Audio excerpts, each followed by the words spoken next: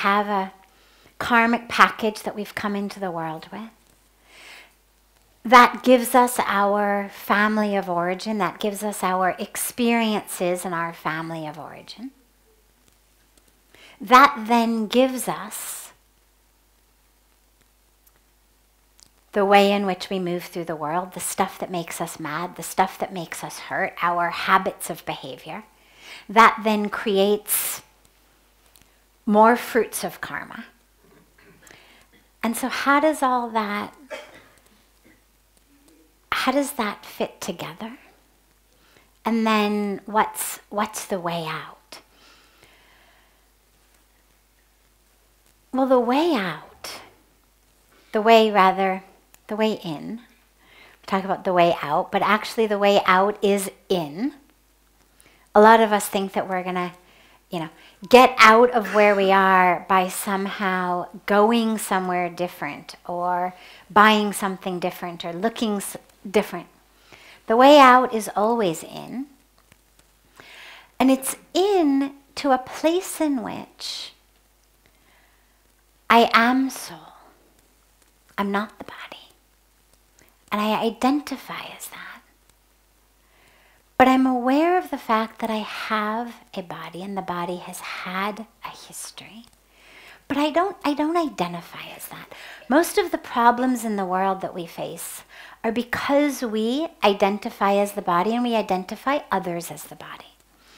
There's actually a great story that I love of a brother and a sister, and the brother was very, very well-to-do and high society and whatnot, and really identified with his place in society and his wealth and his prestige. And he used to host these kind of who's who of the community luncheons.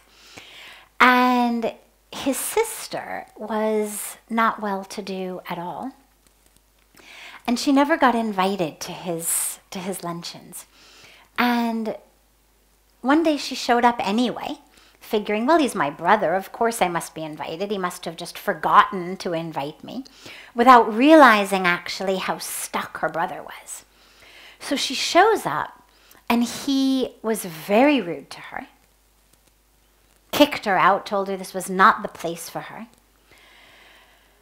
And you can imagine how much she was hurt. So she leaves, and she then dedicates herself that Kuch bhi ho jaye, whatever I've got to do, I'm going to get rich. I cannot be so hurt by my own family, my own brother, so rejected. So she was a smart lady. She just had never been, cared very much about wealth before. And so, okay, now, man lagaya, she put her mind to it, and she got rich. So lo and behold, now she gets automatically invited to the brothers' luncheon. So she shows up, all decked out as everybody else was decked out in their finest jewels and clothes and whatnot. And when it actually comes time to the meal, the servants come around and they're laying the, golden plates before everybody. And she takes off her earrings, and she takes off her bracelet, and she takes off her necklace, and she puts them on the table right in front of her plate of food. And her brother looks at her and says, "What are you doing? Why are you taking off all your jewels?" And she says, "Oh, well, I'm going to feed them lunch." And he thinks, oh my God, what have I done to invite her, right? You imagine, okay, at least she looks right, but she's not stable. So he says, "What do you mean you're going to feed them lunch?" And she says, "Well, they're the ones you invited. You didn't invite me, obviously. You invited them, so I figured they're the ones I should be feeding the lunch to." So I love that story for many, many reasons, but specifically in the context of our identifications, right? I mean, it's funny in a story, but actually that's how we live. Perhaps not quite as superficially as this particular brother, but we live really very very stuck with the outer appearances. I look good in the mirror, so I feel good about myself. I got the job that I applied for, I feel good. I'm doing well financially, I feel good about myself. And there's a way that we move through the world as though I somehow am more worthy of occupying my place on planet Earth. When I look good, when I've gotten the good job, when I've gotten the raise, when the project I did was successful, when whatever it may be that's our thing. And when I don't, we feel worse about ourselves.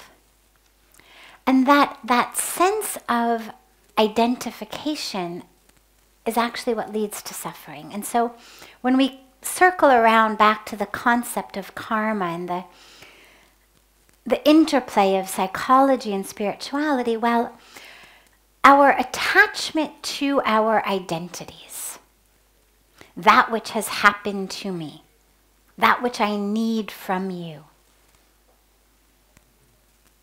that causes suffering.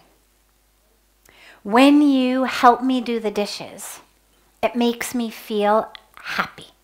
When you don't help me do the dishes, it makes me feel angry. Well, if we really look at it deeply, it's never about the dishes. 8 minutes, 12 minutes, really, it's just not that big of a deal. But it's a symbol of, when you help me, I feel seen, I feel respected, I feel loved, I feel important to you. When after the meal you just go and plop on the couch and watch TV or get on the phone or do something, I feel disrespected. I don't feel loved. I don't feel seen. And I need that. And this is where it gets subtle, because I need to feel respected by you and loved by you and seen by you, because in me somewhere there is a sense of less than wholeness. There is a sense of me having holes in me. And this is that karmic package that we come from. I don't have them because I'm a bad person or a stupid person or not a spiritual person or not an intelligent person. It has nothing to do with that. And everything to do with the karmic package that we came into the world with, and therefore the situations the world has given us. And therefore our sanskaras, or our neural networks, our patterns, our habits.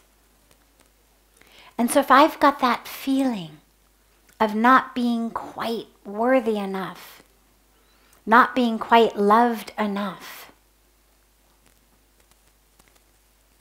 maybe in my family, this happens in Indian families a lot. You've got girls and boys, and tragically, in some of the more traditional families, the boys get given a lot more opportunities than the girls, and the boys get taken a lot more places than the girls, and the boys get shown a lot more affection than the girls. And so what you end up with as these young girls become women is an inherent sense of not being quite worthy enough. And what it leads to, unfortunately this is not the case in by any means all families, it's just an example, but what it leads to is sort of a predisposition to feel selected against. So if these same women then don't get a job they were applying for, or don't get the husband that they wanted, or don't get invited to a party in college, whatever it may be, there's an inherent sense of being chosen against, not being quite enough.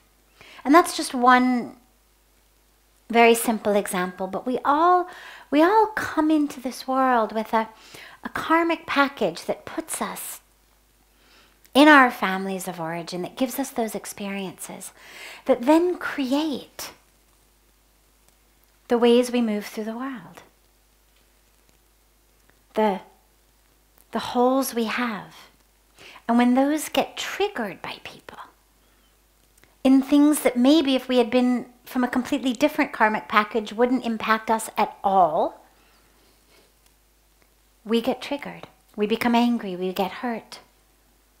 And so psychology helps us because, of course, until I realize it, I'm going to keep doing it, which means I'm literally creating next week's karma today. Creating next year's karma today. By strengthening that pattern. This happens, I get hurt. This happens, I get angry. Psychology helps us see it. This is why. Spirituality helps us actually then let it go. And they're really both important because it's difficult to let go of something that you don't know what it is. We may want to. We may try to let it go. I'm going to give up my anger. I'm going to give up my depression. I'm going to give up my anxiety. I'm going to give up my alcoholism. But it's a lot easier to do that when we have some clarity on actually what triggers it in me. What is it that makes me so angry about this? What is it that has caused this depression? What is it that leads me into drinking? What is it that... So we have that awareness. We work with that to the extent we are able. And then what spirituality does is it helps us understand, that's not me. That's not me. I am not my history. I am not my story. I am not the things that have happened to me. I am not my anger. And as through our meditation we get more and more anchored in soul, spirit, essence, we get less and less impacted by stuff in the world around us. So you help me with the dishes? Great. You don't? I'm able to understand. He's just, or she's just, whatever it may be, whatever that person's karmic package is that makes them not considerate and responsive and helpful, and what, because they also have a karmic package. The guy who cuts you off in traffic has a karmic package. The people who steal from you and betray you and lie to you and do all the things that make you hurt and angry, they also have karmic packages that have led them to do that. And by no means does that mean what they've done is right. But what it means is, I deserve to be free. I don't deserve to be a victim of your karmic package. Okay, you've got a karmic package that for whatever reason has brought you to this point of time and space to do things like lie or steal or hurt. I mean, whatever people may be doing to us in the world. That's your karmic package. And I can pray for you. I can pray that you also get a touch of spirituality and let it go. Change or transformed. But until and unless that happens, I can delve into my spirituality that enables me to be free despite what you've done to me. Now, of course, that becomes more difficult if it's someone you're actually living with than a one-off situation or someone who happens to work in your company. And in our families, what's really important is to realize that all of this stuff leads to pain, leads to suffering, because ultimately what we want is for our homes to be full of love. I mean, nobody doesn't want to come home to a home full of love and peace. We all want that. Whether it's our spouses, whether it's our children, whether it's our parents, whether it's our in-laws, whether it's our siblings. Ultimately, we all want love and peace in the home. And so, if my anger, or my hurt, or my frustration is stealing my own peace, forget other people's peace for a moment. Think about it just selfishly for a moment. This person is going to do what they're going to do. They're never going to help me with the dishes. Okay? Been yelling at them for 30 years to, for God's sakes, help me with the dishes. They haven't done it for 30 years. Chances are they're never going to do it. If they do it someday, it's God's grace. But let's just assume they're never going to do it. My choice is to be frustrated and angry every night, to be hurt every night, or to figure out how to be free. To not need them to do the dishes, even though, yeah, it is right, they should. It's a nice thing to do. But that's irrelevant in this context. All that's relevant is they don't. We have to understand the reality of a situation and the ideals of a situation. And a lot of times we function in an ideal world. You should be like that. You should be like this. This should be like this. And all that does is lead to frustration. And it's interesting because in nature we never do it. I mean, like, you would never expect, if you bit into, say you bit into a zucchini, okay, you bit into a Loki. You would never expect it to be juicy, like an orange. We understand zucchinis are zucchinis, and they're quite a nice vegetable, but one thing they're not is juicy. Oranges are juicy. But we would never bite into a zucchini and say, my God, why doesn't this taste like an orange? It really should taste like an orange. Oranges are much better than zucchinis. We know somehow with nature that it's all just as it is, and we accept it, and we even love it as it is. Walk through a park and there's an oak tree, and there's a pine tree, and there's a cypress tree, and you would never say, why is that tree so fat? Right? I mean, like, all these other trees are really nice and thin. Why is that tree so fat? We'd say, wow, that's so, my God, look at that tree. I'm gonna hug that tree. And we'd get, you would never say, why is that bush so small? The tree's tall. Why can't the bush be tall? We intuitively understand that everything just is what it is. Some things are tall, some are short, some are juicy, some are tart, some are... And we may prefer things, so we may prefer summer to winter. But we're not going to stand in the street stomping our feet and shouting at the first snowfall. How dare you? I said I only like sunny weather. Don't you listen to me? I've been telling you this for years.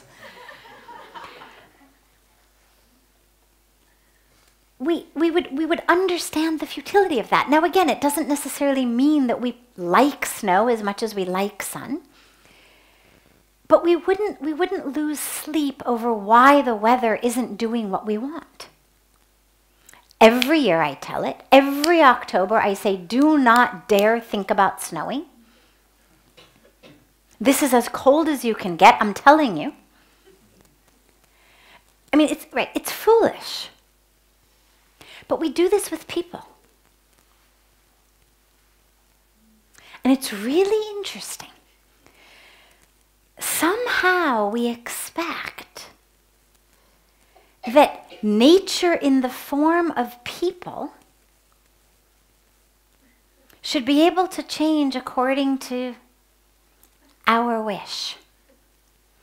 Even though we would never dream of expecting nature in the form of anything else to change according to our wish.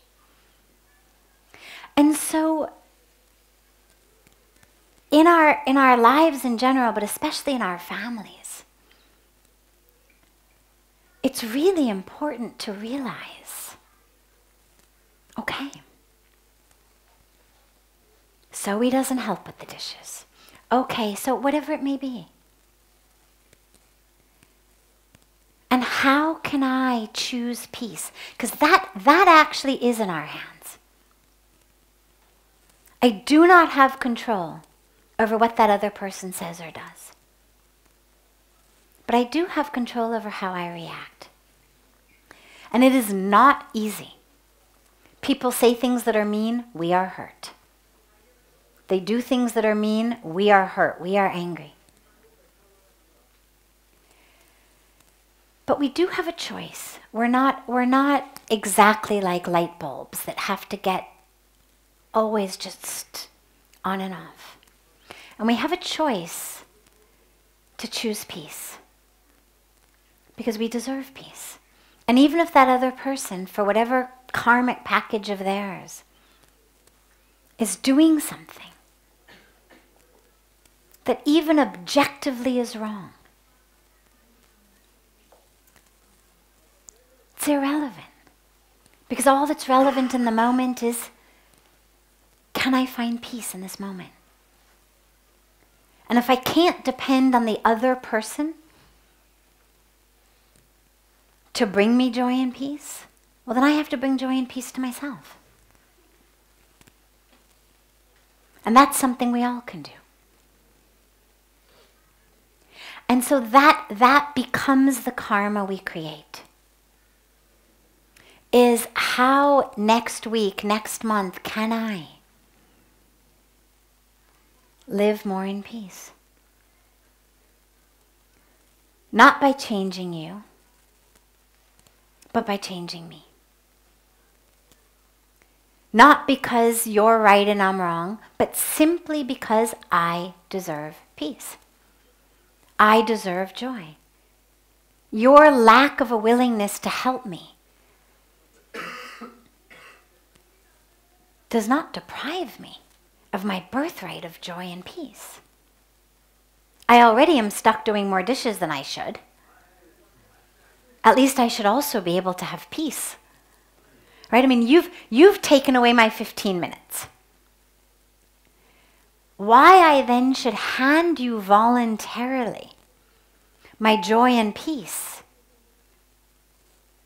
that doesn't make sense. It is, of course, what happens naturally. It is, especially when you love someone. It's really hard. But this is where we just keep, like in meditation, our mind wanders, we bring it back. It wanders, we bring it back. In life, we literally just keep choosing peace, choosing peace, choosing peace. Choosing love, choosing love, choosing love. And that is in our hands. And that becomes the energy that transforms the world around us. So if you want to live in love, literally in an energetic space of love, there's two ways that can happen. You can walk into the space that someone else has created, or you can create it yourself. Both are possible. If you walk into the space that someone else has created, you still have to be open enough to accept it in. That's a great way. It's why we love being around people who are happy. It's why we love being around people who are, spiritually elevated people who emanate love. It's why we feel good around them. Because they have created an energy of love that just feels really good to sit in.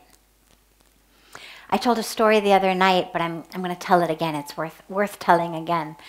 Of the daughter of a good friend of mine who, she's now in college, but when she first came here, she was 4 or 5. And she was sitting in my office watching people go in for their private meetings with Puja Swamiji. And she decided, I need a private meeting with Puja Swamiji. And so she told her mom, it has to be private. I'm going in alone.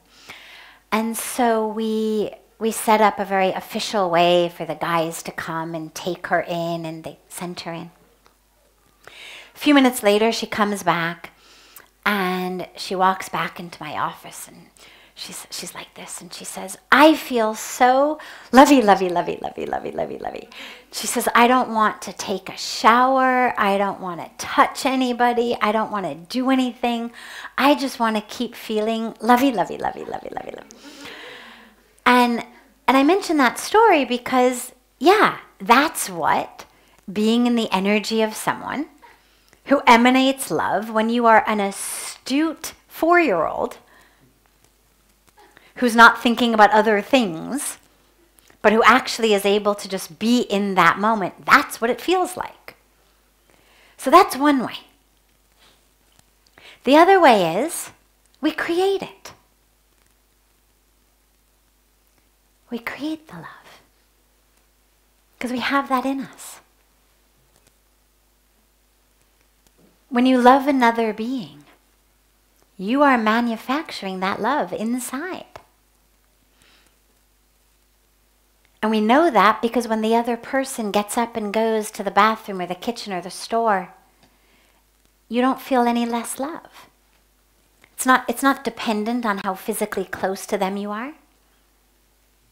When you love someone, you love them even if they're halfway around the world on a vacation or a business trip. And you're able to access that love just as easily as when they're standing in front of you. You love someone who's passed away. You're able to access that love. Well, so clearly that's because the love is within you. So even if the person you love, or a different person, is making you really angry, you still are able to manufacture love. That's up to you. In that moment, you have a choice. Do I want to keep manufacturing anger? Do I want to manufacture pain and hurt? Or do I want to manufacture love? When someone hurts us, it feels like an injection into us. It feels literally like we've been injected with pain. But the truth is we haven't been. They've actually just said something. Or they've done something. And our response to that, it's been an inner injection of pain. And so the question becomes, how can I, instead of having an inner injection of anger and pain, give myself inner injections of love, such that I'm actually manufacturing it inside, creating the energy that I want to live in. And that then creates our destiny. That becomes the karma that leads to the destiny.